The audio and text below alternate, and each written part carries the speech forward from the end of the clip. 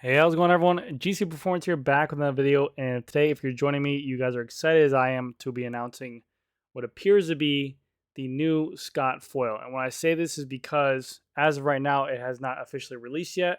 I wasn't sure if I was going to do a video on this bike. Didn't even know about this bike, actually, to be honest with you. I'll tell you how this kind of all unfolded. But I was just under the impression that there was um, a different bike coming out later on down the road.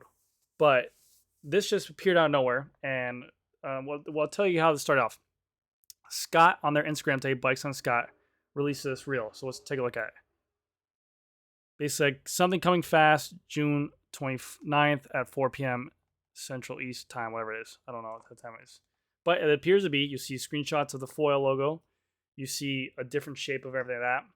So the bike itself appears to be a new foil that they're hinting at. Now, I think they just remodeled the foil, I want to say 2 years ago, like during COVID time, 2020. So I wasn't appearing to be anything new to this. I've even talked to my people at Scott themselves, my reps, and they were kind of thrown off by this as well. But come to find out, come to do some digging from you guys on Instagram, my loyal fans, I saw a spy photo of a bike of a picture. I thought this was a Cervelo at point. I'll show you guys this picture. I didn't know what to make of this bike at first. It reminded me of a Cervelo. It actually reminded me of a 3T bike as well. But this, now that I see it, this is what I think is going to be the new Scott foil. Well, actually, I know it's going to be the new Scott foil because I'll get into it and I'll show you even better pictures. And I'll have even more details on it. But this has very similar characteristics to the Cervelo S5 with this little kind of cover-up. It looks very similar to their Scott Plasma TT bike with the back end of this. How it houses the seat tube down. It has this housing around the rear wheel. Nice beefy bottom bracket area. Nice beefy down tube area. Very similar one-piece stem and bar combination. Drop seat stays as well. Now, this brings me to this point right here. We have this bike. Now, this, as of right now, is a spy photo. One of my Instagram followers or one of the fans of the channel sent me this over and said, hey, I did some digging on Scott's website and I found this. It's not released yet. I'll probably release this video around the time it opens up so you guys will know. But this appears to be the new Scott foil.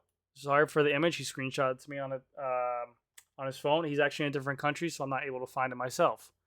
But we can see, again, confirmed that here it is. We got Zip NSW wheels on here. We got SRAM Red Grupo. We have the dropped seat stays. We have the very weird looking, very similar to a Cervelo S5. But then we have clear as day. I want to let you guys know. Lower seat stays, the Scott logo right there. And then the wheel housing for the rear as well. And then the front, we can see his picture right here as well. This looks to be a new bar. It doesn't look as thick as what the current Addict or this foil one-piece bars are now. This looks a little bit more aerodynamic, so very cool. So not only do I have those pictures to go off of, but also I have some literature to feed to you guys. So I want to let you guys know. So now this new Scott foil bike, all right, it is going to be, they proclaim it's faster, but not only is it faster, it's also 9% lighter than the other bike. So that should be a good little weight savings, which is nice. So they're claiming that it's more aero, yes. It's faster, yes. And you're also going to get a weight savings as well there. Okay. Oversized head tube. The Foil RC's oversized head tube delivers fully integrated cable routing and many aerodynamic benefits. So you can see here, it's not as clear as day picture, but this definitely looks more beefed up. It looks, as what they said, oversized. So cables are ran internally through the handlebar, through the stem, down into the head tube, just like this current year's Foil RC is. But looks like they made some changes to this to be a little bit thicker and beefier. Comfort zone. While the first foil had been praised for its direct power transfer, responsive handling, low weight, and aerodynamic excellence, some riders yearn for more comfort. So we increase vertical compliance, making comfort a key point in the requirements and specifications of the new foil. So a lot of people complain about this with aerodynamic bikes. The Venge, the Penderel Dogma, the Madone, well, the Madone has ISO speed, but always with these straight edge tubes, these non-rounded circular bikes, these very aerodynamic bikes, there's always a complaint of vertical stiffness. What that means is the bike, you feel a lot of the bumps going up and down. You feel a lot of the road itself. There's two different ways to judge a bike. You have vertical compliance and horizontal stiffness, lateral stiffness. Lateral stiffness is good because when you're pedaling back and forth, you don't want the bike to sway back and forth because you're losing power. You want a bike to be as stiff as possible. You put down power, it reacts, it goes. But the bad thing is that sometimes can translate over to vertical stiffness, which would be you feel every single bump in the road, so you're uncomfortable while riding it. So what they did they accommodated by dropping the seat stays to increase the comfort, but more importantly, they also deliver a number of aero games for the foil RC.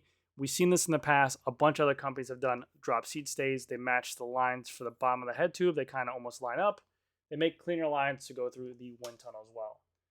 As of right now, I don't know the price point on this bike. I'm going to probably say that they're going to have a full lineup of this bike to be announced to it. It'll probably be in the Tour de France as well. So this should be announced on the 29th at 4 p.m. But I mean, the bike looks cool. I was not expecting this at all from the Scott. And why do I keep on saying that it looks like a Cervelo S5? I'm going to show you guys why. Let's do this. That's not me. No. Let's do this. Let's do this, actually. Boom. Cervelo S5. And you're going to tell me that this side-by-side of this bike. Okay. Right here. I mean.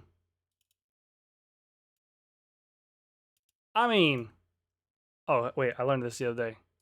Watch, right? We're going to go boom, boom. Yeah, boom, boom. You're going to tell me. I'm sorry, guys. I am sorry. I gotta do some editing skills. Boom. Bah. Beep bop. Enhance. The fuck did I just do right there? You're gonna tell me side by side. We have lower here, lower. Lower here, lower. We got lower here, lower. Lower here, lower. It's the same shit. Insert office meme. It's the same picture. It would literally be the exact same almost head tube right here if it wasn't for this one-piece bar. It literally looks so similar of a bike. I'm excited still to see it in person, but they did follow some of the TT and the plasma bikes. You can see here, this is actually pretty tall for the bottom bracket, and they wanted to keep this area very stiff because, again, like I said, with the power transfer on there, they wanted to make sure the bike held up. But anyways, guys, that's going to do it for this video, guys. Hopefully, if you guys were trying to get some information for it, you found it here. You heard it here first, live.